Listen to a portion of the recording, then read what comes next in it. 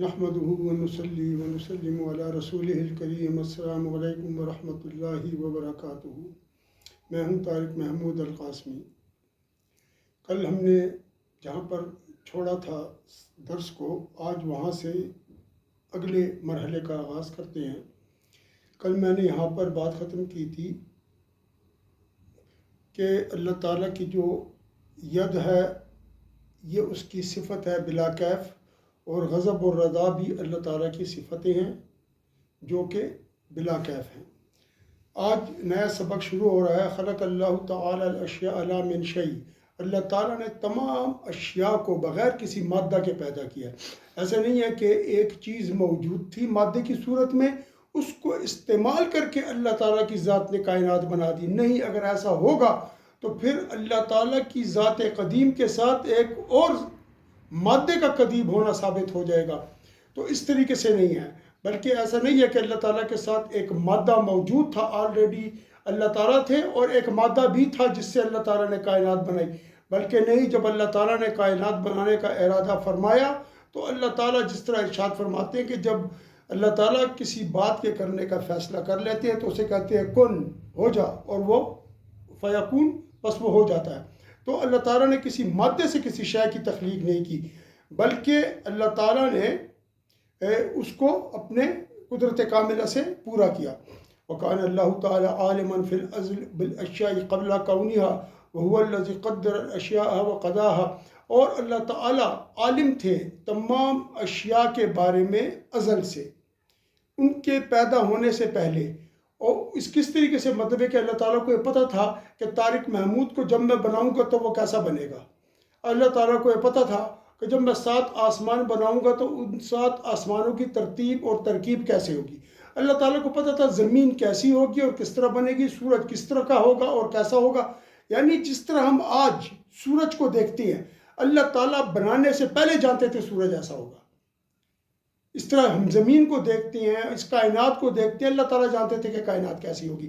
اور ایسا کیوں نہ ہو، اللہ تعالیٰ ایسا کیوں نہ جانے ان چیزوں کو، اس لیے کہ وہ الذی قدر الاشیاء وقضاها، اور اللہ تو وہ ذات ہے کہ جس نے ان تمام چیزوں کی تقدیر بنائی، ان کا ایک اندازہ مقرر کیا، وقضاها، اور ان کا فیصلہ کیا، اور ان چیزوں کا فیصلہ کیا جس طریقے سے۔ اچھا، وہ چیزوں کا فیصلہ کیا چیز ہوتی ہے؟ فیصلہ یہ چیز ہے کہ اللہ تعالیٰ جب کسی چیز کا وقضا ربک، جس طرح اللہ تعالیٰ ارشاد فرماتی ہے وقضا ربک الا تعبدوا الا ایاہ، اور اللہ تعالیٰ نے اس بات کا فیصلہ کر لیا کہ تیرے رب نے اس بات کا فیصلہ کر لیا کہ عبادت نہ کی جائے مگر صرف اور صرف تیرے رب کی۔ یعنی ایاہ کا مطلب ایاہ کی ضمیر جو ہے وہ رب کی طرف جا رہی ہے، یعنی اللہ تعالیٰ نے اس بات کا فیصلہ کر لیا ہے کہ عبادت صرف رب کی جائے گی، یعنی اس وحدہ لا شریک رب کی جائے گی جس نے فیصلہ کر لیا۔ تو یہ فیصلہ قول کی صورت میں ہے، یعنی اللہ تعالیٰ نے یہ فیصلہ کر لیا، یعنی ایک چیز کو مکمل کر لیا، ایک چیز کا اتمام کر لیا، اس کو تمام کر دیا۔ کس حساب سے؟ کہ سوائے اللہ کے کسی اور کی عبادت نہیں کی جائے گی، یہ فیصلہ مکمل ہو گیا۔ دوسرا ہے فقضاہن 7 سماوات، اور اللہ تعالیٰ نے 7 آسمان بنا دیے۔ یہاں پر قضا سے مراد بنا دینا ہے، تو اللہ تعالیٰ نے قضا اور قدر مقرر کی، تقریر بھی بنائی۔ طارق بنے گا تو کیسی شکل و صورت ہوگی، کس طریقے کا ہوگا، اس کا وجود مکمل ہوگا، کوئی اپاہج محتاج نہیں ہوگا، کوئی اس کو پیدائشی مرض میں نہیں دوں گا، اور جب طارق کی شکل و صورت ہوگی تو کیسی ہوگی وہ سب بتا دیا۔ اور پھر اللہ تعالیٰ نے یہ بھی فیصلہ کر لیا کہ طارق پیدا کس تاریخ کو، کس وقت، کس دن ہوگا، کس گھرانے میں ہوگا، کس نسل سے ہوگا، کس ذات سے ہوگا، اور جب مرے گا تو کہاں پر مرے گا، کس طرح مرے گا، کون سی جگہ پر اس کو دفن کیا جائے گا، کس طریقے سے حساب کتاب ہوگا، کس طریقے سے اس کو دنیا میں اعمال ہوں گے، کیا ہوگا کیا نہیں ہوگا، وہ تمام چیزیں اللہ نے طے کر لی۔ وَلَا يَكُونُ فِي الدُّنْيَا وَلَا فِي الْآخِرَةِ شَيْءٌ، اور دنیا میں اور آخرت میں کوئی بھی ایسی چیز نہیں ہے، چاہے وہ جوہر ہو چاہے وہ ارض ہو۔ جوہر اس کو کہتی ہے، مثلا آپ اس طرح سمجھ لیں کہ دیوار ہے اور دیوار کے اوپر آپ نے چونا یا رنگ کیا ہوا ہے۔ اگر ایک دیوار پر سبز رنگ ہے تو دیوار کے اوپر سبز رنگ ہے، اگر یہ دیوار نہ ہوتی تو یہ سبز رنگ آپ نہ کر سکتے۔ یا ایک ٹیبل ہے، ٹیبل کے اوپر آپ نے سرخ رنگ کیا ہے، اگر یہ ٹیبل نہ ہوتی تو آپ سرخ رنگ نہیں کر سکتے۔ آپ سرخ رنگ ہوا میں کر سکتے ہیں؟ آپ نہیں کر سکتے۔ اس کا مطلب یہ ہے کہ یہ ٹیبل اور یہ دیوار جو ہے اس کی مثال جوہر کی ہے، مطلب یہ قائم بالذات ہے، اپنی نفس کے ساتھ قائم ہے، اس کو جب آپ دیوار کھڑی کر دیتی ہیں تو یہ کھڑی ہو جاتی ہے. اس کو آپ سہارا دے کر نہیں رکھتے، لیکن رنگ کو آپ ہوا میں کہیں بھی کھڑا نہیں کر سکتے. آپ کو اس کے لیے ایک جوہر چاہیے، ایک ایسی ذات چاہیے جو بالذات ہو اور بالذات اور بالنفس قائم ہو. یعنی اس کا بنانے والا تو کوئی ہو لیکن بنانے کے بعد وہ قائم ہو جائے. جس طرح ہمارا بنانے والا اللہ ہے، لیکن ہم جب اس سے بنا کر پیدا کر دیا تو پہلے ہم ماں باپ کے محتاج ہوتے ہیں، اس کے بعد ہم چلنے لگتے ہیں، پھرنے لگتے ہیں، پھر ہم خود ہی کھانا شروع کر دیتے ہیں، پھر پڑھ لکھ کر ہم جو استادوں کے محتاج تھے خود استاد بن جاتے ہیں اللہ کی مہربانی سے، پھر دوسروں کو ہم تعلیم دیتے ہیں. اسی طریقے سے بالذات قائم ہونے کا مطلب ہے، واجب الوجود کا مطلب نہیں ہے دیوار کا بالذات قائم ہونے سے. جس طرح اللہ تعالیٰ واجب الوجود اور بالذات قائم ہے، اس طرح دیوار بالذات قائم نہیں ہے. یاد رکھیے گا، ایسا نہ ہو کہ آپ اس معنی کو گڑبڑ کر دیں، بلکہ دیوار سے بالذات قائم ہونے کا مطلب یہ ہے کہ وہ جب ایک دفعہ بنا دی جاتی ہے تو وہ قائم ہو جاتی ہے واجب الوجود کے غیر معنی کے ساتھ. یعنی واجب الوجود نہیں ہے، وہ صرف اللہ ہے. تو اللہ تعالیٰ نے اس کو اس طرح بنایا، اور پھر اپنی معیشت سے، علم سے اور فیصلہ کرنے کے بعد اور اس کی تقدیر بنا دینے کے بعد وہ اللہ تعالیٰ نے اس چیز کو، اس شے کو بنا دیا. وَكَتَبَهُ فِي اللَّوْحِ الْمَحْفُوظ، اور اللہ تعالیٰ نے اس کو لوح محفوظ میں پھر لکھ دیا. حدیث شریف میں آتا ہے، نبی پاک صلی اللہ علیہ وسلم فرماتے ہیں کہ سب سے پہلے اللہ تعالیٰ نے جو چیز بنائی وہ قلم تھی. پھر اس قلم سے کہا اکتب، لکھ. قلم نے کہا، فقال القلم، قلم نے کہا ماذا اکتب یا ربی، اے میرے رب میں کیا لکھوں؟ تو اللہ تعالیٰ نے فرمایا اکتب ما هو کائن الی یوم القیامہ، لکھ قیامت تک جو بات ہونے والی ہے وہ سب لکھ دے. تو قلم نے اس کو لکھ دیا، لیکن قلم نے جو لکھا ولیکن کتبہ بالوصف لا بالحکم، لیکن اللہ تعالیٰ نے جب قلم کو لکھنے کا حکم دیا تو قلم نے اس کو وصفاً لکھا، حکماً نہیں لکھا. یعنی اللہ تعالیٰ نے چیزوں کو اس طریقے سے لکھا ان کے اوصاف کے ساتھ، یعنی گیلی ہوگی، خشک ہوگی، گرم ہوگی، ٹھنڈی ہوگی، اس کے اندر طاعت کرنے والا ہوگا، معصیت کرنے والا ہوگا، ارادہ، قدرت اور کسب وغیرہ ذالک، ان اوصاف اور احوال کے ساتھ لکھا ہے. مثلا اللہ تعالیٰ نے یہ نہیں لکھا لیکن زید مؤمنا، زید مومن پیدا ہو، ولیکن عمر کافرا، اور عمر کافر پیدا ہو. اب یہ حکم ہو گیا. اب جب حکم ہو گیا تو ظاہر ہے کہ زید کی کیا مجال ہے کہ وہ مومن پیدا نہ ہو، اور عمر کی کیا مجال ہے کہ وہ کافر پیدا نہ ہو. کیونکہ جو بات آتی ہے وہ یہ آتی ہے واللہ تعالی یحکم لا معقب لحکمہ، اللہ تعالیٰ حکم دینے والے ہیں، ایک حکم کو قائم کرنے والے ہیں، اور کوئی چیز بھی اللہ تعالیٰ کے حکم کے خلاف نہیں چل سکتی. اب آپ مجھے بتائیے کہ کیسے زید مسلمان نہیں ہوگا اور کیسے کافر پیدا نہیں ہوگا عمر جو ہے. تو اللہ تعالیٰ نے ایسا نہیں لکھا، بلکہ اللہ تعالیٰ نے لکھا وصف کے ساتھ. اور وہ کس طرح لکھا ہے؟ وہ اس طرح لکھا ہے وَلَكِنْ كَتَبَ فِيهِ أَنَّ زَيْدًا يَكُونُ مُؤْمِنًا بِاخْتِيَارِهِ وَقُدْرَتِهِ وَيُرِيدُ الْإِيمَانَ وَلَا يُرِيدُ الْكُفْرَ. ٹھیک ہے نا جی؟ اچھا، اب یہ جو چیز لکھی ہے اللہ تعالیٰ نے وصفاً لکھی ہے. جی اب کیا ہوگا؟ جی وہ یہ ہوگا، لیکن اللہ تعالیٰ نے اس طرح لکھا ہے کہ زید مومن ہوگا اپنے اختیار اور قدرت کے ساتھ، اپنے ارادے کے ساتھ. وہ ایمان کا ارادہ کرے گا، وہ ایمان کی طلب کرے گا تو میں اس کو ایمان دوں گا. اور وہ ولا یرید الکفر، اور وہ کفر کا طالب نہیں ہوگا، کفر کا ارادہ نہیں کرے گا، لہذا اس کو میں کفر نہیں دوں گا. یہی وجہ ہے کہ اللہ تعالیٰ نے ہمیں تبلیغ کے لیے پیغمبر بھیجے، ہم سے وہ تمام چیزیں یاد کروائیں. ہم آخرت میں جب تھے اللہ تعالیٰ نے ہم سے میثاق لیا، الستو بربکم، کیا میں تمہارا رب نہیں ہوں؟ ہم سب نے کہا بلا، کیوں نہیں، اے ہمارے رب، آپ ہمارے رب ہیں. چنانچہ وہ اس کے بعد یہ چیز ہمیں بلائی گئی اور دنیا میں بھیج دیا گیا. لیکن اس چیز کو ہمارے اندر رکھا گیا، یہ جو میثاق ہم نے لیا نا کہ ہاں آپ ہمارے رب ہیں، یہ ہمارے اندر تھی، اور یہی وہ فطرت توحید ہے جس پر اللہ نے ہمیں پیدا کیا. تو پیغمبروں کو بھیجا ہے کہ اس فطرت توحید کو، اس میثاق کو یاد کروا دیا جائے. لہذا جب وہ آ کر ہمیں تبلیغ کرتے ہیں تو جو لوگ اپنی روحوں کو پاک رکھتے ہیں اور اپنے اندر انصاف اور عاجزی رکھتے ہیں، جو اللہ نے وہ اوصاف لکھے ہوئے ہیں ان اوصاف کا استعمال کرتے ہیں. کیونکہ اللہ تعالیٰ نے مجھے مجبور محض پیدا نہیں کیا، بلکہ میرے اندر اختیار، سوچنے سمجھنے کی طاقت، اچھے اور برے کو اختیار کرنے کی قوت رکھی ہے. وَنَفْسٍ وَمَا سَوَّاهَا فَأَلْهَمَهَا فُجُورَهَا وَتَقْوَاهَا قَدْ أَفْلَحَ مَنْ زَكَّاهَا وَقَدْ خَابَ مَنْ دَسَّاهَا. اور اللہ تعالیٰ فرماتے ہیں اور قسم ہے نفس کی، اور جو کہ ہم نے اس کو برابر کیا، بس ہم نے اس کو الہام کر دیا، یعنی اس میں ہم نے ودیعت کر دیا اس کی اچھائی کو اور اس کے برائی کے علم کو، یعنی اچھائی اور برائی دونوں کا علم اس کے اندر رکھ دیا۔ پھر کیا ہوا؟ پھر یہ ہوا کہ قد افلح من زکاہا، تو تحقیق کے ساتھ وہ فلاح پا گیا جس نے اپنے نفس کو پاک کیا، اور برباد ہوا وہ جس نے اپنے نفس کو برباد کر دیا، یعنی جس نے نفس کی خواہش پر عمل کرتے ہوئے نفس کی بری صفات کو ڈھال لیا اپنے اندر اور نفس کی بری صفات کو اختیار کر لیا، وہ برباد ہو گیا، اور جس نے نفس کی اچھی صفات کو اختیار کر لیا وہ کامیاب ہو گیا۔ بالکل اسی طریقے سے اللہ تعالیٰ نے جب یہ تقدیر لکھ دی، آپ دیکھیں کس طرح میچ کر رہی ہے۔ پیغمبر آئے، تبلیغ کی، جنہوں نے اپنے نفس کے اندر بیٹھ کے غور و فکر کیا، سوچا میں کیسے آیا، کیسے پیدا ہوا، یہ کائنات کیسے بنی، یہ سب کچھ میں سوچا، اچھائی کی طرف چلا گیا، اور جس نے شیطان کی مان لی، کیونکہ شیطان تو ساتھ لگا ہوا ہے، وہ برباد ہو گیا۔ وہ اسی طریقے سے اللہ تعالیٰ نے لکھا کہ عمر کافر ہوگا اپنے اختیار اور ارادے کے ساتھ، اور وہ کفر کا ارادہ کرے گا اور ایمان کا ارادہ نہیں کرے گا، تو اس کو اللہ تعالیٰ کفر عطا فرما دیں گے۔ تو یہ جو مراد ہے نا وَلَكِنْ كَتَبَهُ بِالْوَصْفِ لَا بِالْحُكْمِ، وہ نفی الجبر ہے فی افعال العباد وابطال مذہب الجبریہ، اور وہ مذہب جبریہ کا جو ہے تو اس کا ابطال کیا گیا۔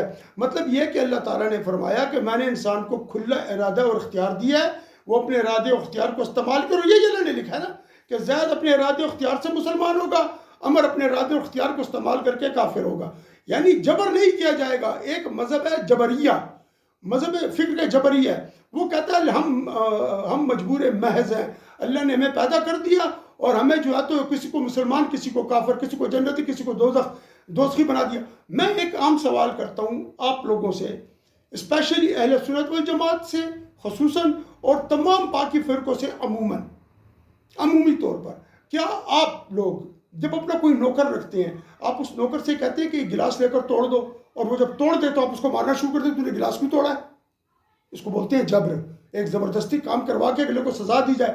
تو جب آپ ایک عام آدمی، ہم ایسا کام نہیں کرتے۔ ہم جب ملازم رکھتے ہیں تو اس کو یہ نہیں کہتے کہ تم یہ چیزیں توڑ دو، تم جاؤ فلاں کے گھر چوری کر لو، تم جاؤ اور جو ہے تو کسی کو جا کر جو ہے تو لوٹ لو، اور اس کے بعد جب وہ پیسے لے کے آئے پیسے بھی لے لیں اور اس کی پٹائی بھی کرتے کہ تم نے یہ کام کیوں کیا۔ اس کو بولتے ہیں جبر۔ کیا آپ جب ایک انسان اتنا انصاف پسند ہے تو وہ رب جس نے کل کائنات کو بنایا، انسان کو اشرف المخلوقات بنایا، فرشتوں سے اس کو سجدہ کروایا، وہ اس سے زبردستی اس طرح کے کام کروائے گا اور پھر اس کو دوزخ میں ڈال دے گا؟ تو یاد رکھیے یہ جبریہ فرقہ ایک باطل فرقہ، جس طرح معتزلہ، قدریہ، امامیہ جو شیعوں میں سے ہیں، اس طرح 70-72 فرقے ہیں، کسی وقت میں اس کی پر بھی بات کر لیں گے۔ لہٰذا کیا ہوا جی؟ تو یہ جو افعال عباد ہیں یہ تمام کے تمام اللہ تعالیٰ نے انسان کے اختیار میں دیے ہیں۔ ہاں انسان کسب کرتا ہے، کسب سے مراد کسی کام کا ارادہ کرنا، یعنی جب میں ارادہ کرتا ہوں کہ میں جاتا ہوں یہاں سے اور باہر جا کر ورزش کرتا ہوں، میں واک کے لیے جاتا ہوں، تو یہ میرا ارادہ، یہ میرا کسب ہے، جب یہ میرا کسب ہے، اور جو ہی میں ارادہ کر لیتا ہوں تو اللہ تعالیٰ اس تخلیق فرما دیتے ہیں اس عمل کی، تو میں اٹھ کے چلنے لگتا ہوں۔ میں خود نہیں چل سکتا، نہ میں خود جو ہے تو بات کر سکتا ہوں، جب تک کہ اللہ تعالیٰ اس فعل کو تخلیق نہ فرما دے۔ پھر اللہ تعالیٰ نے جو ہے تو آگے کس طریقے سے اس چیز کو پیدا فرمایا، والقضاء والقدر والمشیۃ صفاتہ فی الازل بلا کیف، اور فیصلہ کرنا اور کسی چیز کی تقدیر بنا دینا، اس کا اندازہ مقرر کر دینا، اور اللہ تعالیٰ کا کسی چیز کو پیدا کرنے کا یا کسی امر کے کرنے کی کا چاہنا، اس کو مشیت کہتے ہیں۔ اور یہ صفات ہے اللہ تعالیٰ کی ازل میں بلا کیف، جو میں پہلے آپ کو سمجھا چکا ہوں۔ یعنی ہم جو فیصلہ کرتے ہیں تو ہمارا فیصلہ بلا کیف نہیں ہوتا، بلکہ ہمارا ہر فیصلہ اور ہماری ہر جو کسی کام کو کرنے کا اندازہ یا کسی کام کے کرنے کا، وہ اللہ کی تعالیٰ کی طرف سے تخلیق ہے ہمارے لیے۔ جب تک وہ نہ ہو ہم اپنے ارادے میں پوری نہیں ہو سکتے۔ کئی مرتبہ ایسا ہوتا ہے آپ کسی کام کے کرنے کا ارادہ کرتے ہیں، ابھی چلتا ہوں، ابھی چلتا ہوں، ابھی کرتا ہوں، ارادہ کیا ہوا آپ نے لیکن آپ کر نہیں پا رہے، اس لیے کہ آپ نے جب اپنے ارادے کو پورے طریقے سے عملی جامہ نہیں پہنایا، آپ نے اس کے لیے اٹھ کر ہٹ کر کرنی شروع نہیں کی، اللہ تعالیٰ نے اس فعل کو تخلیق نہیں کیا۔ یعلم اللہ تعالیٰ المعدوم فی حال عدمہ معدوما ویعلم انہ کیف یکون اذا اوجدہ، اور اللہ تعالیٰ جانتے ہیں کسی چیز کو معدوم، یعنی جب کوئی چیز نہیں تھی، ٹھیک، معدوم تھی، یہ کائنات نہیں تھی، معدوم تھی، یعنی تھی نہیں، صرف اللہ تھی اور کچھ بھی نہیں تھا، اللہ نے کسی کو تخلیق نہیں کیا تھا، تو اللہ تعالیٰ اس کائنات کو معدوم ہونے کی حالت میں جانتے تھے کہ یہ معدوم کیسی ہے، اور جب میں اس کو پیدا کروں گا تو یہ کیسی ہوگی۔ اللہ تعالیٰ اس علم کو جانتے تھے، اور یہ جو علم ہے نا یہ اللہ تعالیٰ ہی کا علم ہے۔ یعنی ایسا نہیں ہے کہ کائنات جب تک نہیں تھی تو اللہ اس کو نہیں جانتے تھے، جب اللہ نے بنایا تو اللہ جاننے لگے کہ اچھا کائنات ایسی ہے۔ نہیں، ایسا نہیں ہے، اللہ تعالیٰ اس وقت بھی جانتے تھے جب یہ کائنات معدوم تھی، اور اللہ تعالیٰ اب بھی جب اس کو جانتے تھے کہ معدوم ہونے کی حیثیت میں کہ کیسی ہے، اور جب اس کو میں پیدا کروں گا تو کیسی ہوگی، پھر اللہ تعالیٰ اس طرح اس کو جانتے تھے۔ وَيَعْلَمُ اللَّهُ الْمَوْجُودَ فِي حَالِ وُجُودِهِ مَوْجُودًا، اور اللہ تعالیٰ ایک کسی موجود چیز کو جانتے ہیں کہ جب وہ موجود ہوگی تو کس طریقے کی موجود ہوگی، اور جب وہ موجود ہے تو کیسی موجود ہے وہ جانتے ہیں، اور جب اللہ تعالیٰ اس کو فنا کر دیں گے تو اللہ تعالیٰ جانتے ہیں کہ جب وہ فنا ہوگی تو کیسی ہوگی، اور جب اس کو اللہ فنا کریں گے تو وہ کیسی ہوگی۔ تو اللہ تعالیٰ ان دونوں چیزوں کو جانتے ہیں۔ وَيَعْلَمُ اللَّهُ الْقَائِمَ فِي حَالِ قِيَامِهِ قَائِمًا، اور اللہ تعالیٰ ایک قائم کو، میں کھڑا ہوا ہوں تو اللہ تعالیٰ مجھے کھڑے ہونے کی حیثیت میں جانتے ہیں کہ جب میں کھڑا ہوں گا۔ وَإِذَا قَعَدَ فَقَدْ عَلِمَهُ قَاعِدًا فِي حَالِ قُعُودِهِ، اور جب میں بیٹھ جاؤں گا تو اللہ تعالیٰ جانتے ہیں کہ بیٹھتے ہوئے میں کس طریقے سے بیٹھوں گا۔ تو وَيَعْلَمُ اللَّهُ، اور اللہ تعالیٰ اس چیز کو جانتے ہیں، مِنْ غَيْرِ أَنْ يَتَغَيَّرَ عِلْمُهُ أو يحدث له علم، ولكن التغير والاختلاف يحدث عند المخلوقين، اور اللہ تعالیٰ کے اس علم میں کوئی تغیر و تبدل پیدا نہیں ہوتا۔ یعنی جب میں کھڑا تھا تو اللہ مجھے کھڑے ہونے کی حالت میں جانتے تھے، اب جب میں بیٹھ گیا تو اللہ تعالیٰ مجھے بیٹھنے کی حالت میں جانتے ہیں۔ یہ تغیر اللہ کے علم میں نہیں ہے، یہ میری حالت میں تغیر ہے۔ جب میں کھڑا ہوا تھا تو اللہ تعالیٰ مجھے کھڑا ہوا جانتے تھے، اب بیٹھا میں ہوں، اللہ تعالیٰ کھڑے ہونے کی حالت میں نہیں جان رہے مجھے کہ وہ اللہ کھڑے ہوئے ہیں یا اللہ بیٹھے ہوئے ہیں۔ اللہ کے علم میں بھی یہ چیز نہیں ہے کہ اللہ کا علم کھڑے ہونے کی حیثیت میں دوسرا اور بیٹھنے کی حیثیت میں اس کا نہیں، ان کا علم ایک علم صفت علم ہے، اور اس صفت علم سے وہ کل چیزوں کو جانتے ہیں۔ ایسا نہیں ہے کہ مجھے جانتے ہیں تو ایک علم سے اور اس کو جانتے ہیں تو دوسرے علم سے۔ جس طرح ہمارا علم ہے کہ ہم ایک انسان کو اس کے چہرے کی حیثیت سے پہچانتے ہیں اور دوسرے انسان کو اس کے چہرے کی حیثیت سے پہچانتے ہیں، اللہ تعالیٰ اس طرح نہیں ہے۔ اللہ تعالیٰ جب میں کھڑا ہوں تو ایک وقت میں کتنے لوگ کھڑے ہوں گے، اللہ تعالیٰ ان سب کو آنے واحد میں کھڑے ہونے کی حیثیت میں جانتے ہیں، اور جب وہ آنے واحد میں سارے کے سارے ایک دفعہ بیٹھ جائیں اللہ تعالیٰ ان سب کو بیٹھنے کی حیثیت میں جانتے ہیں۔ اور یہ تغیر و تبدل ہمارے اٹھنے بیٹھنے میں ہے، اللہ کے علم میں کوئی تغیر و تبدل نہیں ہے۔ آپ میری اس بات کو بہت غور سے سمجھنے کی کوشش کریں، اور جو اختلاف اور تغیر ہے وہ مخلوقین کے نزدیک ہے نہ کہ اللہ تعالیٰ کے نزدیک۔ خلق اللہ تعالی الخلق سلیما من الكفر والایمان ثم خاطبهم وامرهم فكفر من كفر وانکارہ وجحودہ الحق بخذلان اللہ تعالی ایاہو۔ اللہ تعالیٰ نے خلق کو پیدا کیا اس بات سے سلامتی میں کہ وہ کافر ہوں یا ایمان ہوں، یعنی اللہ تعالیٰ نے انسان کو اس طریقے سے پیدا فرمایا کہ انسان نہ کافر تھا نہ مسلمان، یعنی انسان کو بالکل ایک سلیٹ کی طرح، ایک صاف کاغذ کی طرح پیدا کر دیا، اور پھر اس سے خطاب فرما کر اس کو حکم دیا کہ ایمان لاؤ۔ تو بس جو ایمان لایا اللہ کا حکم مان کر، پیغمبر کی تبلیغ سن کر، وہ ایمان لایا اپنے ارادے و اختیار کے ساتھ اور اپنے اس کے ساتھ کیا کہتے ہیں ارادے کے ساتھ، اور جس نے کفر کیا تو اس نے اپنے ارادے اختیار اپنے انکار کے ساتھ کفر کیا، اللہ تعالیٰ کو جھٹلانے کے ساتھ کفر کیا، تو اللہ تعالیٰ نے اس کو اللہ تعالیٰ نے حق راستے سے پھیر دیا اور اس کو کفر سے نواز دیا کہ چل تو کفر میں خوش رہ۔ اور جو ایمان لایا تو اپنی اقرار سے، طاقت اور توفیق سے ایمان لایا، اس نے کوشش کی، اور کیا ہوا، اللہ تعالیٰ نے اس کو اپنی توفیق سے ایمان دیا۔ حضرت سلمان فارسی کہاں سے چلے حق کی تلاش میں، یہاں تک کہ مختلف جنگوں کا سفر کرتے ہوئے عیسائیت اختیار کی، وہاں سے چلے، جو آخری راہ تھا عیسائی، اس نے ان کو بتایا کہ اس علاقے میں ایک پیغمبر آنے والے ہیں اور ان کی یہ خصوصیات ہیں، وہ صدقہ نہیں لیں گے اور کیا لیں گے، ہدیہ قبول کریں گے۔ تو حضرت سلمان فارسی وہاں پہنچے۔ اب دیکھیں کہاں سے چلے ہیں، فارس سے، زرتشت تھے یعنی آگ پرست تھے، آتش پرست تھے، اور آئے اور حق پرست، انہوں نے اس وقت جو عیسائیت کا جو دین تھا، یعنی حضرت عیسیٰ علیہ السلام کے مذہب پر ایمان قبول کیا۔ پھر اس آخری عیسائی راہب نے ان کو بتا دیا کہ ایک آخری پیغمبر آنے والے ہیں اور ان کے بعد کوئی پیغمبر نہیں، تو ان کی نشانیاں بتا دیں، وہ ادھر پہنچے اور پھر وہ حضرت رب جل و علا کی وحدانیت پر ایمان لیں، نبی علیہ السلام کے دست مبارک پر، اور وہ نبی علیہ السلام کے جلیل القدر صحابی ہوئے۔ تو اللہ تعالیٰ نے دیکھیں کس طرح سلمان فارسی کو توفیق دی ایمان کی، کہ وہ ایمان کی تلاش میں تھے، اور ابو جہل نے کفر کیا، تکبر کیا، اس نے کہا خانہ کعبہ کی خدمت بھی رسول پاک صلی اللہ علیہ وسلم کے پاس، اس خاندان میں، بنو ہاشم میں، اور نبوت بھی بنو ہاشم میں، ہمیں پتہ ہے نبی علیہ السلام سچے پیغمبر ہیں، لیکن دونوں کیوں گئی ادھر؟ ہم نہیں مانتے انہیں۔ اناد کیا، جوہد یعنی انکار کیا، اور اللہ تعالیٰ نے اس کو راندہ درگاہ بنا دیا اور اس کو کفر دیا۔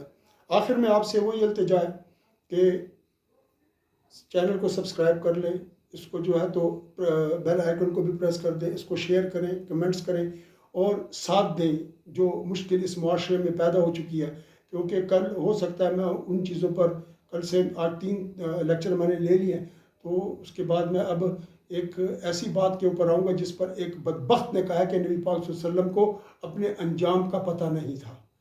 تو ہو سکتا ہے کل میں انشاءاللہ تعالیٰ اس پر ویڈیو بناؤں، تو آپ اس چیز کو آگے کریں، اس کو پھیلائیں، آپ کو پتہ چل جائے گا کہ وہ شخص، وہ بدبخت کون ہے۔